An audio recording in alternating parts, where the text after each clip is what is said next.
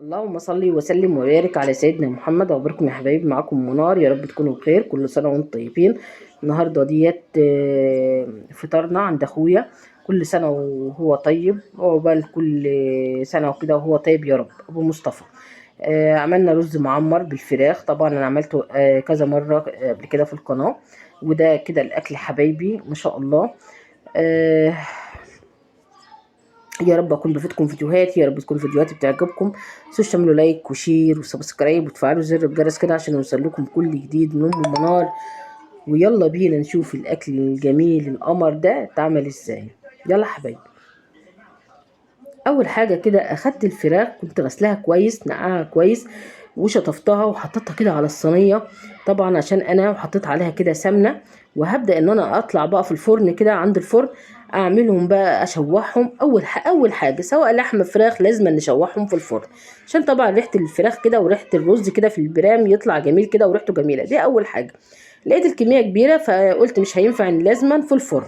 فبدات ان انا اقلبهم كده على الجنب التاني، اديلهم لون بقى احمر كمان. دي احسن طريقه لتشويح الفراخ. عندك عزومه، عندك فرح، عندك اي حاجه كميه كبيره هتطلعها عند الفرن وتشوحيها. تمام.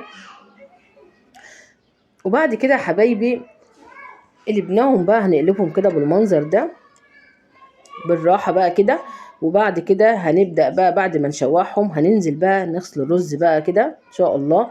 كمية رز نعاير بقى، نعاير الرز بقى ونشوف الرز بقى العيار البرام او الطاجن ده. شوفي انا بوريك اهوت، لازم البرام يكون ناقص عقلتين من الصوبع او ثلاثة او ثلاثة. فطبعا ده معيار البرام زي ما وريتكم كده. وقست بسيطه بالصوبع. بعد كده غسلت الرز وجبت بقى سمنه كده وبدات ان انا اوزع كده في البريمه كده في الطواجن. السمنه دي اول حاجه. وبدات ان انا اجيب كده الرز. طبعا بدات ان انا احط بقى شويه رز صغننين كده في قاع البرام، لكل برام كده شويه رز صغننه كده. تمام. وهنفرد الرز كده، ولو في زياده هنخرجه هنزود التاني، ولو في حاجه هنطلعها.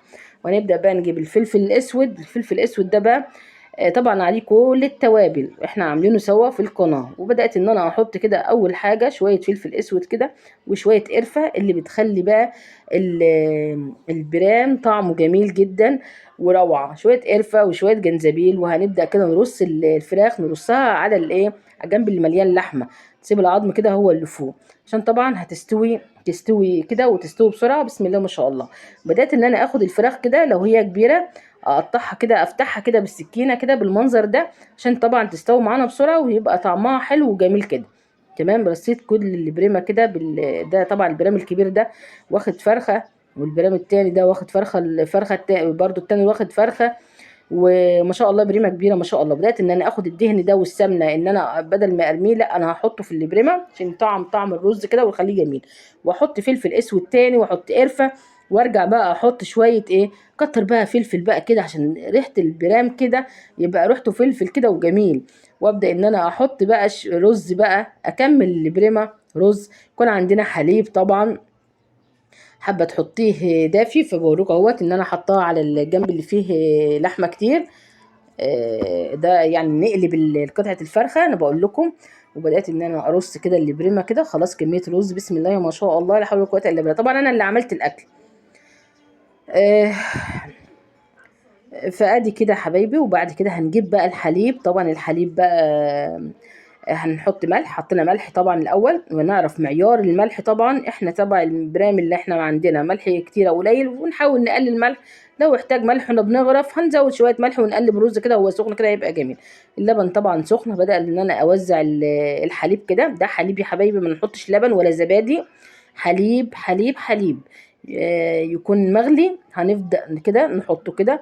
وبقيه البريمه بقى هنزودها بقى ميه فوق في الفرن.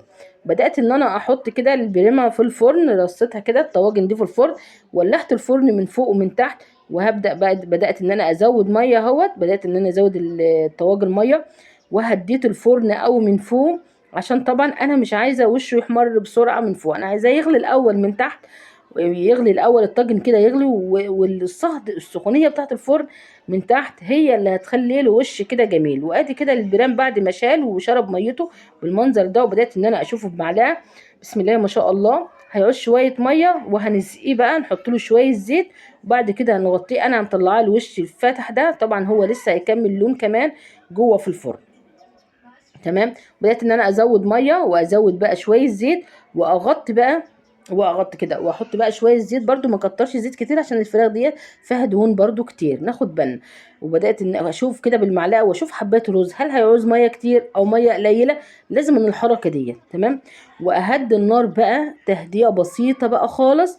وكده دي النهايه بقى، انها هتقعد لها مثلا ساعه الا ربع ساعه هيقعدوا بقى. وبدات ان انا اغطيهم كده بالغطا، واحطهم بقى واقفل عليهم الفرن واطفي من فوق، واسيب بقى النار بقى هاديه عليهم قوي من تحت، واسيبهم بقى ساعه، ساعه وربع، ساعه ونص، انت براحتك انت بقى. وادي البريمه بعد ما طلعت من الفرن بسم الله ما شاء الله، بدات ان انا اغرف البرام كده. منار طبعا بنتي هي اللي بتغرف الطواجن. غرفت واحد ومكنتش لسه انا صورت، فطبعا هيجي دلوقتي هصور لكم التاني وهي بتقوره كده، داير ما يدور عشان تقلبه. اهم حاجه في البرام قاع البرام يا حبايبي، دي اهم حاجه. قاع البرام ده بيخلي الرز طعمه جميل وروعه ما شاء الله. طبعا كل اهو كده البرام داير ما يدور البرام التاني، وهتبدا بقى ان هو تقلبه. ده برام كبير كان تقيل على ايديها، تقولي تقيل قوي يا ماما، وكان سخن في نفس الوقت طبعا. بسم الله ما شاء الله. وهتبدا تقلبه اهوت في حله بقى كبيره. عندنا بقى حله كبيره بقى نحط فيها الايه البريمه اللي على بعضها كده. وبدات تطلع الفراخ، وبدات تجيب بقى قاع البرام التاني، تجيب كله اخره، عشان احلى حاجه هو قاع البرام، احلى حاجه، والريحه بقى وكله بسم الله ما شاء الله. وبدات بقى قلبت الرز ببعضه، بدانا بقى نغرف يا حبايبي كده. شايفين بسم الله ما شاء الله. انا بقول لكوش على طعم الاكل وريحه الاكل كانت جميله جدا ما شاء الله، كانت روعه بصراحه. وادي البرام التالت بدات برضو تقوره كده. وبدات تقلبه. ده بقى اكبر منهم كلهم ما شاء الله، ياخد بطايه كبيره ما شاء الله. بدات تقلب البرام. شايفين الفراخ ما شاء الله دايبه دوب ما شاء الله، لا حول ولا قوه الا بالله. سبحان الله، هي العين بتاكل قبل البق يعني ما شاء الله. يعني هتبدا ايه تشيل بقى الفراخ في قالب كبير، وبدأت تقلب الرز من فوق لتحت، عشان كده ده المنظر الفراخ بسم الله ما شاء الله. وده منظر الاكل يا حبايبي ما شاء الله. بعد بقى ما رصيناه كده، وسلطه وصينيه بطاطس طبعا. بقى هي كانت عامله صينيه البطاطس بقى منار، تسلم ايدها، كان طعمها جميل. فيها كل الخضار ما شاء الله، كانت جميله جدا. تسلم ايدك يا منوره. ربنا يرضيك ويرضى عنك يا رب، انت واخواتك يا رب يا حبيبتي. سلطه ومخلل، عصير مانجا وعصير برتقال، وزي ما قدامهم كده طبعا. وطبعا بعد الفطار برضو كان في حلويات، احنا برضو احنا عاملينها. كنافة، صينية كنافة وصينية حلو جيلي، وقطايف برضو عملناها قطايف بيتي. طبعا انا نزلت لكم قبل كده، هحط لكم برضو في صندوق الوصف القطايف البيتي، وهحط لكم برضو الكنافة برضو في صندوق الوصف. ده بقى بيكون بعد الفطار الحاجات الحلوة دي يا حبايبي.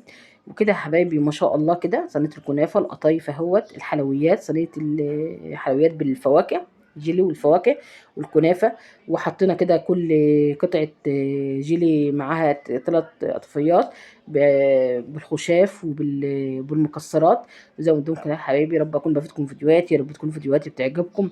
متنسوش بقى تعملوا لايك وشير وسبسكرايب وتفعلوا زر الجرس كده عشان يوصلكم كل جديد من منار. واقول لكم بقى كل سنة وانتم طيبين، والسلام عليكم ورحمة الله وبركاته.